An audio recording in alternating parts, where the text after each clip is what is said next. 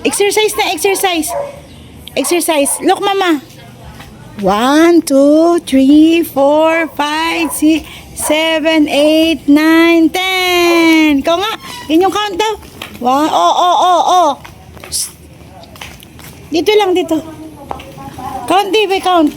1, 2. Sit down, sit down. Ganun, mama. Look.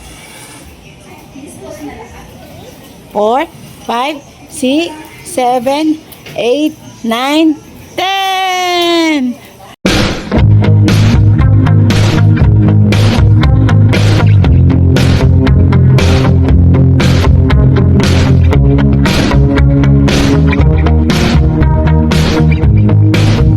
Araw po sa ating lahat, mga kabisnes. Ayan. Wow, ang ganda ko dito sa camera. Ganda talaga ng pag yung camera mo ay quality, mga ka-business, no? Kasi, tinan nyo, sa totoo lang, kung makikita nyo yung face ko, hindi ganito kalinis dyan, hindi ganyan kaganda. Ay, ayun nga po pala, mga ka-business. Gusto ko lang po sanang i-address yung mga mga viewers na nagkagulo na sa comment section. Mga ka-business, maraming salamat po sa suporta po ninyo sa mga views, sa mga vlog po namin ngayong sunod-sunod na araw ay maganda po yung aming views. Kaya sobrang thankful po kami sa inyo, mga ka-business. Parang maingay yung electric pan namin narinig ko. Parang siyang panikin yung ayan, mga ka-business. Sa totoo lang, nakaka-proud po yung nakikita mo sa comment section na maraming nagtatanggol sa iyo, mga ka-business, diba? Kasi akala ko kanti lang yung nagmamahal sa amin. Marami pala. At meron ding mailan-ilan na hindi maganda yung kanilang mga nasasabi sa comment section. Ayan, ako magsasalita na talaga, mga ka-business. Kasi ako nananahimik lang ako eh. Kumbaga, sa silent ba? Silent. O, baka sabihin na naman sa akin dyan nung nag-comment na English ka ng English dyan na kaya wala namang grammar or diba?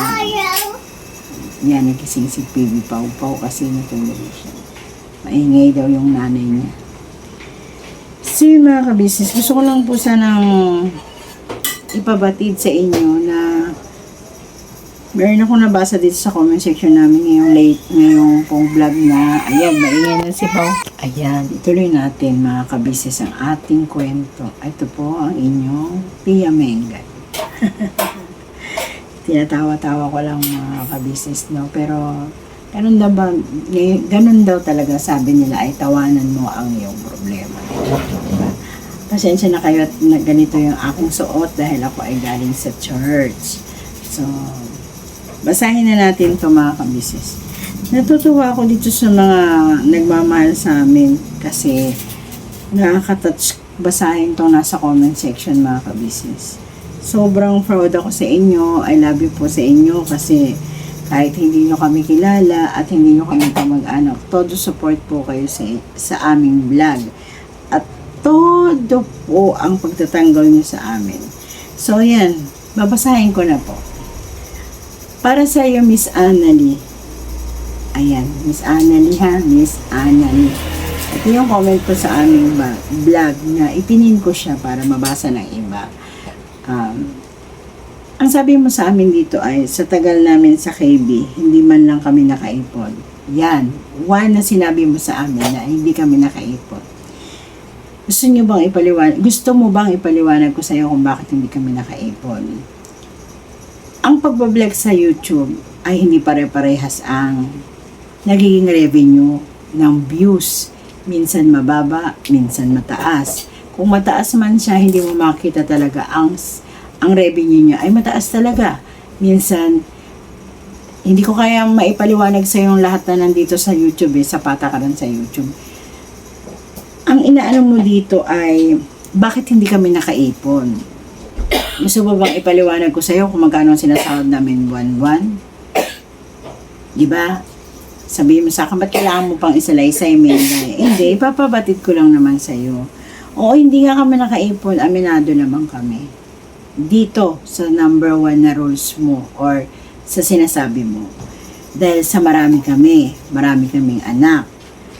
Tapos, hindi pa kami nangungupahan dahil libre nga kamo kami dito sa bahay ng KB. Tinanong mo ba, yung mga anak ko ba, may mga trabaho, di ba? Wala rin naman. So, hindi naman kami pwede manghingi sa'yo para may makain kami, di ba? Siyempre, pagtitiisan namin kung ano yung sinasahod namin. Alangan naman na manghingi kami sa ibang tao. At lalo nang sabihin mo sa amin, lagi kami nakasandal. Bakit? Tuwing wala ba kaming makain? Doon ba kami tatakbo sa kabila? Sa KB? Nandoon ka ba? At nakikita mo ang kalagayan namin kung walang-wala kami. Lahat ba? Doon namin kukunin? Huwag mong sabihin na may alam ka sa buhay namin.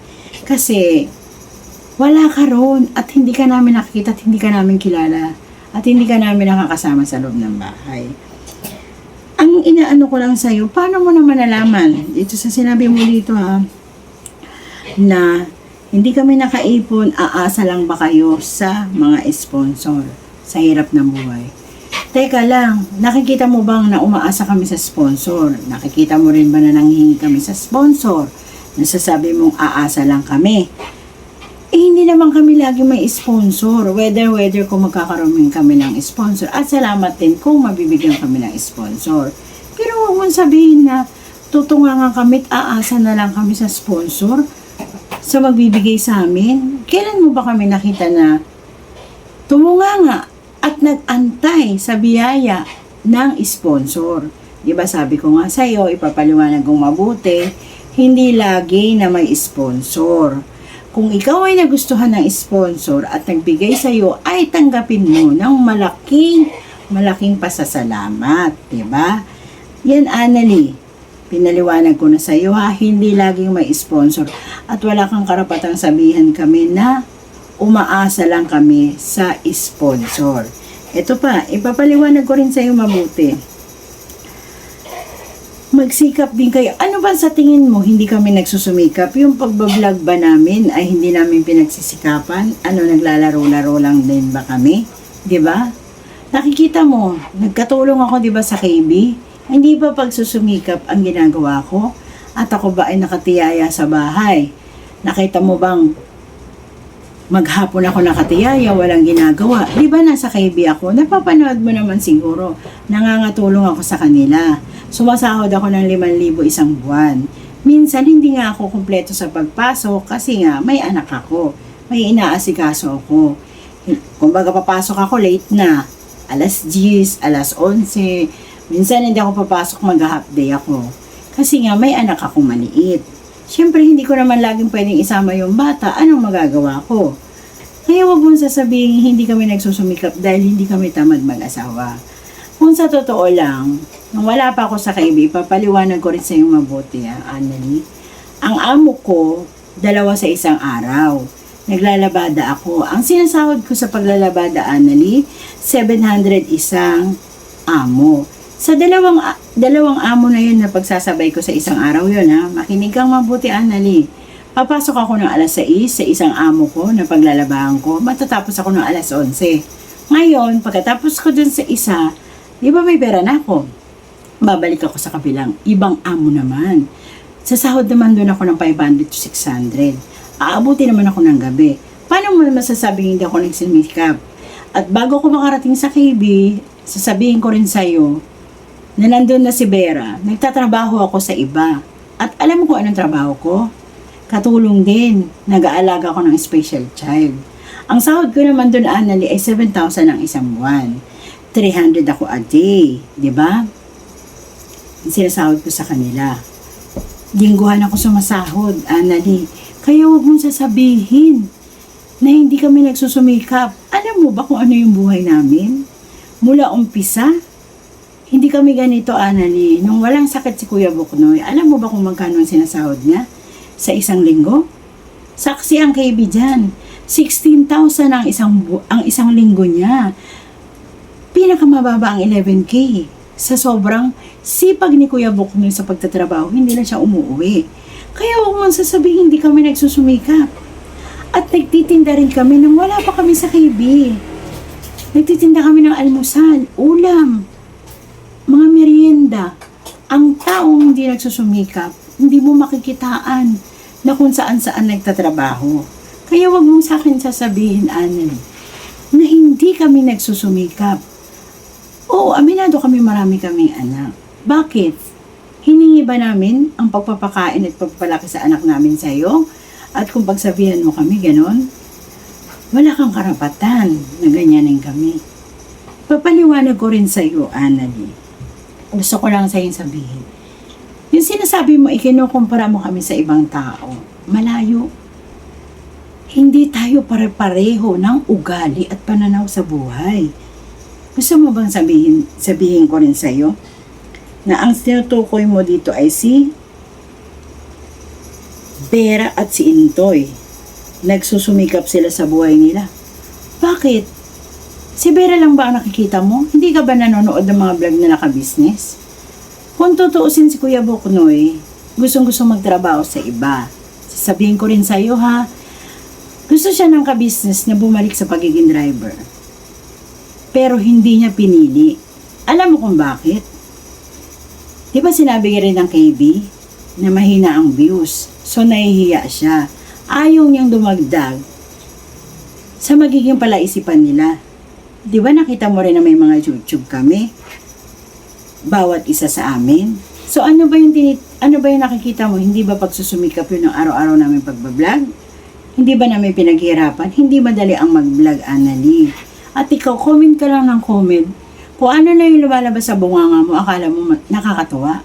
Sa tingin mo ba masarap pakinggan or basahin yung comment mo? Ikaw ang lumagay sa katayuan namin at ganito ka karaming anak. Hindi mo ba ipagtatanggol ang pamilya mo? Huwag kang ganyan. Alam mo ba, si Vera at si Lito, umalis sila sa KB. Hindi nakikita mo nagsusumikap silang magtinda? Kaya namin gawin yun. Hindi nila kaya ang kaya namin gawin. Kaya magkaiba kami ng layunin sa buhay. Si Kuya Buknoy nagsusumikap siya na gusto niya magkaroon ng L3 na hindi siya aasa sa iba. Akala mo ba? Laro-laro lang yung ginagawa namin. Yung mga nakikita mo sa amin, akala mo ba walang kabuluhan yun? May mga anak kaming umaasa sa amin. Kaya huwag mong sasabihin sa amin, hindi kami nagsusumikap. Kasi yung taong hindi nagsusumikap, hindi mo nakikitaan. Baka nandun na sa kalye. Wala nang tirahan. Itong paglipat namin ng bahay, may inasahan ba kaming tao? Humingi ba kami ng tulong sa KB? Hindi. Alam mo ba, sasabihin ko rin sa'yo, gamit namin ang isinangla namin para makaupa kami ng bahay. Kaya huwag mong sasabihin nakasandal kami sa kanila. Dahil kung nakasandal kami sa kanila, hindi kami aalis doon. Hindi kami magsusumikap na makalipat ng bahay. Kasi gusto namin sabihin sa'yo, kaya namin tumayo sa sarili namin paa, na hindi umaasa sa ibang tao. Hindi ka mag-anak ka namin, hindi kami lumalapit eh. Sanay kami ni Kuya Buknoy niyan. Kasi yung mga anak namin, walang ibang kakampi at walang magmamahal sa kanila kundi kami yung mag-asawa dahil anak namin sila. Kaya hindi namin sila pwedeng iasa sa iba. At yung sabihin mo na walang pagsusumikap, yung mga anak ko pariwarayan ngayon. Lahat sila may asawa. Nakita mo? Diba kapiling namin sila? Huwag kang ganun magsalita kasi iba yung walang pagsusumikap sa taong nagsusumikap. Magkaiba yun. At bakit sasabihin mo na ito si ano? Hindi tulad ni Sir Intoy at Vera, nagsumikap sila sa buhay na parehas kayo ni Junjun. Huwag mo kong ikukumpara kay Junjun. Malayo ang namin, ang katayuan namin dalawa ni Junjun. Nakikita mo? Maganda siya, pangit ako. Diba? Ang layo, diba? Tapos siya, nakikita mo kung paano siya manamit. Ako, nakikita mo rin kung paano ako manamit. Magkaiba kami. Si Junjun, ganyan na siya. Ugali niya na yan eh. Iba yung katayuan niya sa buhay sa akin. Kasi si Junjun, nakikitaan mo ba na magkaparehas kami ng ugali? Di ba hindi? Hindi ako pumapatos sa baser. Hindi rin ako nakikipag-away sa'yo. Gusto ko lang i-address na mali ka sa pananaw mo sa buhay namin. At wala ka rin karapat dapat na magsalita ng ganon. Kasi wala ka sa posisyon namin ngayon. At hindi kami nangingi sa'yo ni isang butil ng pagkain para lamunin namin, ha? Kaya wala kang karapatan. Yun lang ang gusto kong sabihin sa'yo. At meron ka pa dito sinabi na umaasa lang kayo kahit hindi nyo naman sila kadugo. Oh, hindi namin sila kadugo. Marami silang naitulong sa amin. Nagpapasalamat kami sa kanila kasi hindi rin kami magkakaroon ng YouTube channel kung hindi dahil sa kanila. Huwag mong sabihin sa amin hindi namin sila kadugo. Dahil kahit hindi namin sila kadugo, tumulong sila sa amin, di ba? At saka ang isipin mo rin sa utak mo, Miss Annalie, nanonood ka sa YouTube channel namin. Hindi ka namin pinilit. Ikaw ang kusang nanood. So ngayon, tanggapin mo kung anong sasabihin ko sa'yo, di ba? Tanggapin mo kung ano yung mga sinagot ko sa komento mo. Kung nakakatuwa sa'yo yung mga ginawa mo, ako hindi ako natutuwa sa'yo, Annalie. Tuwang-tuwa ako sa'yo dahil pinagbigyan mo ako magsalita nito. Nailabas ko yung dapat kong sabihin, Annalie. At ito pa anong sabi mo dito? Mahirap pala ang buhay. Bakit anak ka ng anak? Bakit? Hiningi ko ba sa iyo pagpanganak ko sa mga anak ko? Nanghingi ba ako sa iyo ni pambili ng lampin o diaper ng anak ko? Ginusto kong magkaroon ng maraming anak. Bakit ikaw wala ka bang anak? O baka gusto mo rin magkaroon ng maraming anak na naiingit ka sa akin? Kasi magaganda yung anak ko, tas ako pangit. Wala kang karapatan na pagsabihan ako ng ganyan dahil hindi kita kilala at hindi ako nanghingi sa'yo. Pwede mo naman akong pagsabihan ng in the way na maayos na bakit ka nag-anak? Ganyan naman pala, hindi mo kayang pakainin. Bakit? Nakita mo ba na hindi ko na kaya magpakain? Namamalimos na ba ako? Di ba? Hindi naman. Alam mo, Annalie, malaking katawan ko. Kaya ko pang magtrabaho sa ibang bahay. Hindi man ako perfectong katulong, Annalie. Sasabihin ko sa'yo, hanggat buhay ako, kaya kong magtrabaho. Hanggat kaya ko at hindi pa ako gumagapang, magtatrabaho ako. At hindi ako magsusumiksik sa ibang tao na hindi naman dapat kasi kaya pa ng katawan namin ni Kuya Boknoy. Ang galing mo, ang dami mo nasasabi sa amin. Humarap ka sa akin in personal. Talaga. Kasi sasagutin kita kung anong gusto mong malaman. Sasagutin kita. Pakitak sa akin. Hindi naman ako natatakot Wala rin akong kinatatakutan. Kasi ako lalaban ako kung gusto ko. Huwag kang mangungumpara dahil magkakalayo kami ng ugali. Hindi kami pare-parehas. Bakit inaano mo si Intoy? Na nagsumikap. Bakit? Hindi mo rin ba kami nakita nagsusumikap? Mag-antay ka. Hindi naman kami nagmamadali Papakita ko sa iyo. Babalik kami sa pagtitinda. Mag-antay ka lang. At saka makikita mo rin yung anak ko nagtatrabaho na. Kasi nga, nakakahiya ang umasa sa ibang tao. Kasi pagdating ng huli, masusumbatan ka lang. So, ibig sabihin, kailangan mong kumayod, magpagal, para may maani ka. Hindi yung bunganga ka lang ng bunganga, dyan na wala kang alam sa buhay namin, ha? Hindi yun ganun. Kasi, nanonood ka lang Nakikita mo ba yung totoong buhay namin? Sa walang kamera? Di ba hindi? Nakikita mo lang, yung napapanood mo. Pero, sa totoong buhay, hindi mo alam yung buhay namin. Kasi kahit kailan hindi kami umasa sa ibang tao. Nagtatrabaho kami. Hindi kami nanghihingi. Hindi kami nanlilimos sa tao.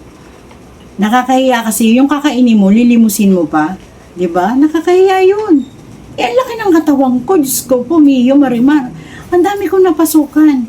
Alam mo ba, hindi lang pagkakatulong ang alam ko, namamabrika din ako. Meron pa sa akin ng nagpapasideline na maglinis ng bahay, bibigyan ka ng 500. Para ipamukha ko sa'yo na hindi kami tamad. Naiintindihan mo yon? Tapos ano ba sabi mo dito? Umaasa lang sila sa KB family? Bakit? Nandito ka? Pambayad namin ng kuryente, inaasa ba namin sa KB? Sasabihin ko sa'yo, ipapaliwanag ko rin sa'yo. Alam mo bang naputulan kami ng kuryente? Hindi kami umasa sa ibang tao. Hindi kami nanghingi. Alam mong ginawa ko? Sorry kay Tita Lulu. Kasi wala kaming pambayad eh. Dahil yung sinasahod namin sa YouTube, maliit lang. Dahil hindi kami umaasa sa ibang tao. Alam mong ginawa ko? Dahil hindi ako nakabayad ng kuryente. Sinangla ko yung GoPro namin. Yung ibinigay sa amin ng sponsor. Kasi nga, mahirap umasa sa ibang tao. Kaya yan, sinangla ko siya. Ngayon, nung sinangla ko, dahil nahatakan kami ng metro, papaliwanag ko rin sa iyo ha, papaliwanag ko mabuti. Ang bill namin ay malaki na. Dahil hindi ako nakabayad ng 2 buwan. Kasi nga, maliit lang ang sahod namin. 9,000 sa isang buwan, minsan 15, hindi kakasya. Siyempre gagawa ka ng paraan. Diba? Eh, hindi kompleto yung pasok ko sa KB. Kapraso lang din yung nasasahod ko, babalihan ko pa. Hindi na kami nakabayad ng utang sa KB. Yung 25,000 na utang namin, hanggang ngayon hindi pa nababawasan. Kasi maliit lang yung sinasahod namin. Dahil nga kulang. Pero hindi kami umasa sa kanila na humingi ng pambayad ng kuryente dahil ginamit namin yun, di ba? Kaya huwag mo sasabihin na sumisiksik kami sa kabila, sa KB. Hindi. Huwag ganun. Kasi wala ka nga rito. Wala ka sa harapan namin, kapitbahay namin, di ka namin kasama sa bahay. Kaya para sabihin mo sa amin na sumasandal kami sa kanila. Hindi. Yan, natubos ko yung metro. Dahil sa GoPro ni Tita Lulu. Yan, di ba? Natubos ko na. O. Ngayon, umalis kami sa KB. Siyempre, wala kaming ponto. Yun nga sabi mo dami. Sa akin, di ba? Wala akong naipon. Wala talaga akong may ipon doon kasi maliit nga lang ang sinasahod namin. Kumbaga, sasahurin namin, kulang pa sa pagkain namin. Kaya gagawa kami ng paraan ngayon. Di ba? Maghahanap buhay ako. Si Kuya Buknoy, magtitinda kami ng gulay. Para maka-absuelto kami sa araw-araw. Kasi kung nandun lang kami, sabi mo nga, aasa lang kami nang aasa sa kanila. Pero hindi kami umasa. Hindi kami umasa. Sabihin ko sa'yo. Kasi nagawan ko nga ng paraan na lumipat din ang bahay eh. Wala kaming pera niyan kahit piso. Ano mong ginawa ko? Sinangla ko ulit yung GoPro. Nasangla ko ngayon. Ngayon, nakapag-down ako ngayon sa bahay. Eh magkano lang yung sangla ko sa GoPro? 7,000. Siyempre kukuha na ng interest. Papaliwanag ko rin sa'yo ha. Baka sabihin mo, nanghingi rin ako sa iba ng pandagdag. 5,900 lang na nakuha ko. Ngayon, siyempre, tao tayong nakipag-usap dito sa bahay na to. Ang sabi ko sa may-ari, pwede po ba 1 month deposit, 1 month advance lang? Pumayag siya. Pero yung aming 1 buwan na para sa tubig na down payment ay hindi namin naibigay. So ang sinabi ko sa sahod na naman, ngayong sahuran, saan mo sasabihin sa akin na umaasa ako sa iba? Umaasa ako sa KB. Ni wala silang binigay sa akin, ni hindi ako nanghingi sa kanila na para sabihin mo umaasa kami sa kanila na hindi kami marunong tumayo sa sarili namin paa. Wala pa ang KB, marunong kami tumayo sa sarili namin paa. Marami na kaming pinasukan at marami pa kaming pwedeng pagtrabahuan kasi nga hindi kami umaasa sa ibang tao. Yun ang gusto kong ipaliwanag sa iyo, Annalyn. Kaya kung wala kang masasabing maganda sa amin, hindi ka namin pinipilit na manood sa YouTube channel namin. Nagpapasalamat kami sa KB. Kasi nga, dahil sa kanila, may YouTube channel kami. Nagpapasalamat kami sa kanila dahil si Kuya Buknoy, kahit hindi na siya pwede magtrabaho na mabibigat, may sarili kami YouTube. Hindi namin inaalis sa kanila ang pagpapasalamat. Pero wag mong sasabihin na kagaya kami ni Junjun, kaming dalawa ni Junjun ay umaasa sa KB. Huwag mong sasabihin nagsusumiksik ako sa kanila. Kami, nagsusumiksik kami dahil wala na kaming ibang mapupuntahan, dahil wala na kami ibang masasandalan, dahil hindi kami marunong tumayo sa sarili namin paa. Wala ka sa katayuan mo na husgahan ng pagkatao namin. Tandaan mo yan, Annalyn. At maraming salamat sa mga nagmahal sa amin dito sa comment section. Diba, tinadtad ka? Kasi pinin kita eh. Hindi ka namin inuutusan. Hindi ka namin minamanduhan na manood sa YouTube channel namin. Sa totoo lang. Hindi ka kawalan. Igiisa ka lang. Nag-iisa ka lang na ayaw sa amin. Mas marami ang nagmamahal sa amin. Buti pa sila. Hindi nila kami kilala, na katulad mo. Pero may respeto sila sa amin. Eh, ikaw, may respeto mo ba kung ano mga sinasabi mo dito? Ha? May karapatan ka ba? Diyos ka ba? Para ganyanin kami?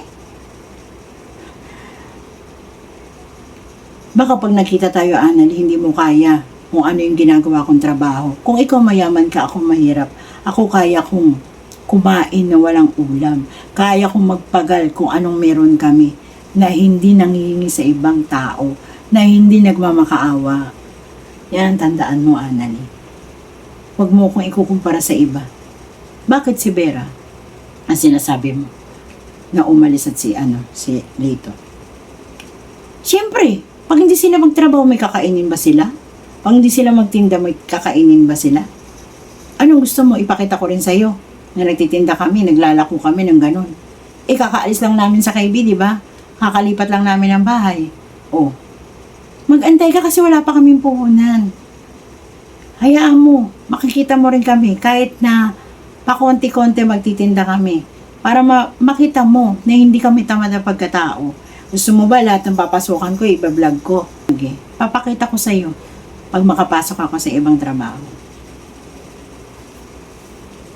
Nagpapasalamat ako sa iyo kasi binuksan mo yung isip ko Anali. Pero tandaan mo, hindi kami tamad na pagkatao, Anali. Kasi hindi kami pinalaki ng magulang namin na tamad. Bata pa lang ako, naglalabada na ako, Anali. Kung ano-ano na yung pinagagawa ko sa mundo. Nagtitinda ako ng plastic. Kahit na sabihin mo, ganito lang ako. Marami akong alam na pagtatrabaho, Anali. Kaya kong ipagsapalaran yung mga anak kong mabuhay lang. Na hindi nanghihingi sa ibang tao. Kasi nanay ako Sabi mo nga, nag-anak ka ng marami. Tapos di mo kayang buhayin. Nakita mo yung mga anak ko, malalaki na, di ba? Wala kaming magulang na tumulong sa amin. Kami lang dalawang mag-asawa. Kasi, ginawa namin to Bakit kailangan namin mangingin ng tulong? Diba? Kami nag-anak nito. Kung tutuusin, ayaw ko na may kasama sa bahay. Kasi ayaw ko na meron akong pakikisamahan. Ayoko ng ganun. Gusto ko ako lang, mag-isa sa bahay. Kung anong gusto kong gawin, pwede. Hindi ako mamanduhan. Kasi sarili kong tahanan di ba? Kasi pag may mga kamag-anak kang kasama sa bahay, ganito, ganyan, ganito, ganun, di ba? Ako gusto kong mag-isa Kasi ayaw ko na may lalapitan ako na may aasahan ako. Pangit yun Kumbaga, kailangan mong tumayo sa sarili mong paa dahil ikaw yung nagduwal sa mga anak mo. Kaya huwag mong sabihin sa akin na ganun. Sa bagay, siguro mayaman ka. Kaya hindi mo nararanasan ang nararanasan namin. Thank you. Kasi mayaman ka Kasi kung paano mo akong pagsabihan ng ganito.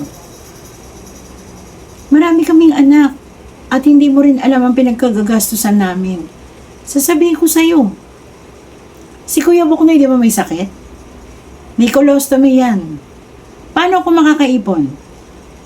Kung maliit lang yung sahod namin, 9,000, 11,000, 15,000. Hira kami sumahod ng 20. Hindi lang namin binablog kasi di ba? Ngayon ipapaliwanag ko sa'yo. Magkano ang colostomy ng asawa ko? 3,000 isang buwan. Kung sasahod ako ng 9, tanggalin mo yung 3. Yung diaper pa ng anak ko, yung baon pa ng mga bata. Minsan nagkakahoy na ako. Kasi ayaw ko mang istorbo ng iba. Diba?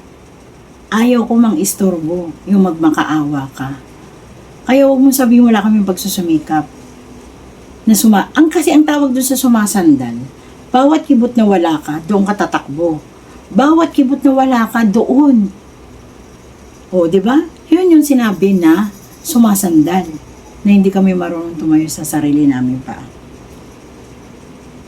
Naipaliwanag ko na sa'yo ng maayos? O kulang ka pa? Kulang pa doon sa paliwanag ko. Yung mga sinabi mo rito. Bakit ano bang gusto mo? Sa tagal namin, marami na kami naipon? O sige, yung colostomy ni Kuya Buknoy, Ilang taon na siya naoperahan. Kalkalin mo doon kung magkano yung naipon ko doon sa colostomy. Sige nga. Hindi ko naman pwedeng persahin yung asawa ko magtrabaho sa iba, di ba? Kasi may sakit. Na gusto mo magsumikap kami? Sige nga. Ako. Nung wala pa ako sa kaibigan doon si Vera, nagtatrabaho ako doon. Sa inaalagaan kong bata na mas malaki pa sa akin. Hindi ko pinapakita sa vlog, di ba? May nakita ba kayo nag-vlog ako doon? Yung inaalagaan ko yung special child? Di ba wala? Common sense nga, nasasabi mo sa akin, natamad akong pagkatao.